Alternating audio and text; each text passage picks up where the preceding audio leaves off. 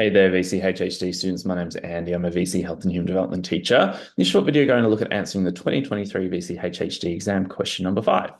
Before we dive into this video, I'm running one final HHD exam revision lecture for ACE on Sunday, the 27th of October. So if you feel like you still need some additional assistance in preparing for the HHD exam, you can head to book.acedvce.com and sign up to this session where I'll be going over exam strategies and advice, including for the extended response question. I'll cover the key content and key skills you need to be across for the exam. And if you sign up, you get a set of posted notes with free shipping. There's also other subjects available, such as English, biology, psychology, and chemistry. And if you add those together with HHD, you can save up to 20% on the cost of a place. So if you head to book.acedvce.com, you can sign up for that session on Sunday, the 27th of October.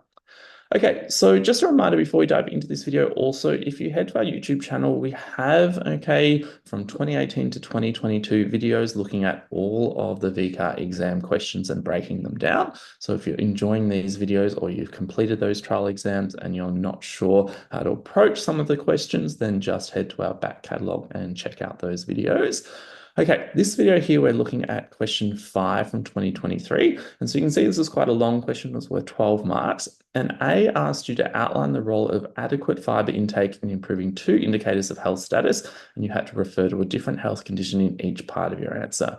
So it's important to note there, obviously, that we're talking about adequate or sufficient amounts of fiber in the diet, not a lack of fiber, and linking those to health status, as well as health conditions. So there's a number of different health conditions you could link adequate fiber intake to.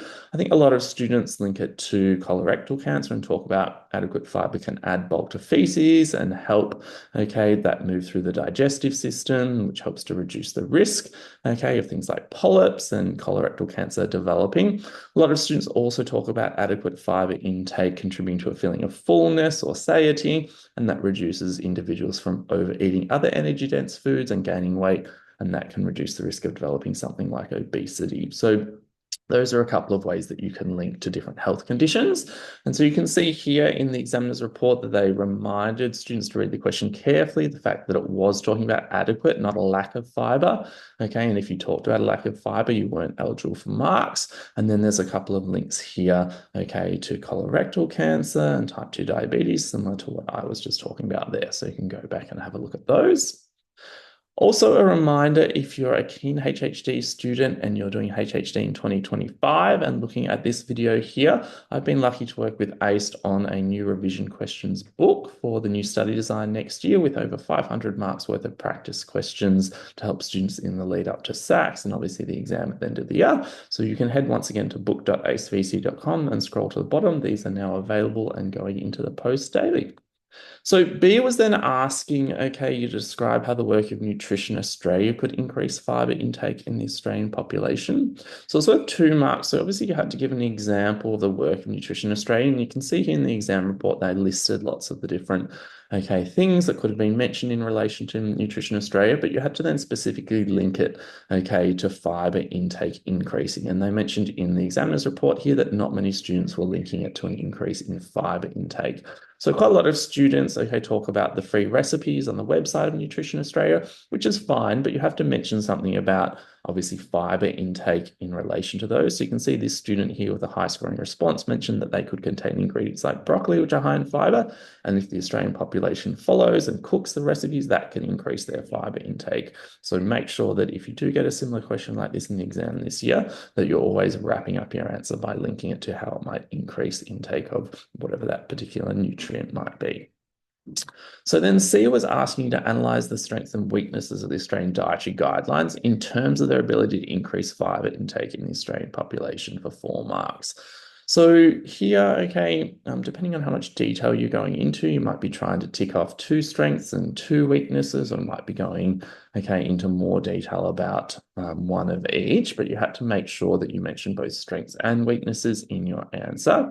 So you can see they've given you some examples here in the examiner's report of different strengths of the dietary guidelines. So the fact that they do provide comprehensive and detailed guidelines regarding the food groups that should be consumed, and you could link that into fibre intake by giving an example of a food group such as vegetables and fruit, and then giving an example, of a vegetable or fruit that could be linked to fiber intake, and that therefore is a strength of the Australian dietary guidelines in trying to encourage people to increase their fiber intake. And they kind of give that in a bit more detail down here in this sort of last point.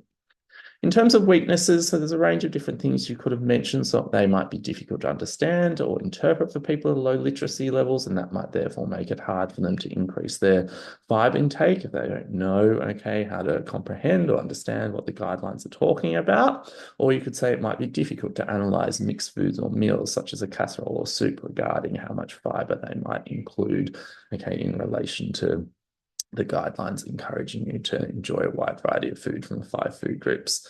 So you can see the examiner's report sort of mentions here, this question wasn't answered particularly well.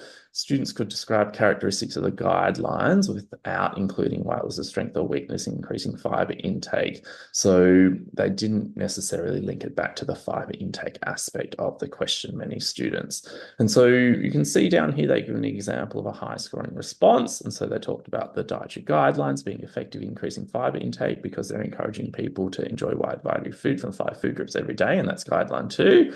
And that can encourage them to consume food from the grains or cereals food group, which is often high in fiber, and that could increase fiber intake. So similar to what I was talking about here. Okay, and then you can see they've also given an example in their answer about like a particular weakness. They don't provide specific serving sizes for fiber. So Australians may believe they're consuming an adequate amount of high fiber fruits and vegetables, but it might not be the recommended amount specifically of fiber. So that's something that to take into consideration for specific nutrients when it comes to the Australian dietary guidelines. Okay, so then D was asking you to suggest one reason why Australians might find it challenging to make improvements to their diets in order to increase fiber intake. So once again, obviously the theme of this whole question was related to fiber. So it meant that you couldn't just sort of regurgitate, I guess, things that you sort of learned, okay, or memorized going into the exam. You had to make it apply, okay, to fiber. So there's a whole range of different, okay, challenges and bring about dietary change that I've mentioned here, but you just had to link them obviously into fiber. And so you could talk about how low income means that individuals might not necessarily be able to afford, okay, foods that are high in fiber, such as fresh fruit and vegetables, and that therefore may make it difficult for them to increase their fiber intake in their diet. So taking one of these challenges, but linking it in then to fiber. So you can see here, they gave an example of high scoring response and said Australians may have a taste preference for low fiber sugary foods such as sweets over high fiber foods such as vegetables. And therefore those taste preferences might be difficult to break, and therefore it might be challenging to increase their fiber intake if they don't like the taste of those foods. Okay, hopefully you found that useful. We have a set of suggested sample answers if you're looking for some additional information, how to approach the questions in the 2023 VCE HHD exam. So if you're after a copy of those, you might like to talk to your teacher about that.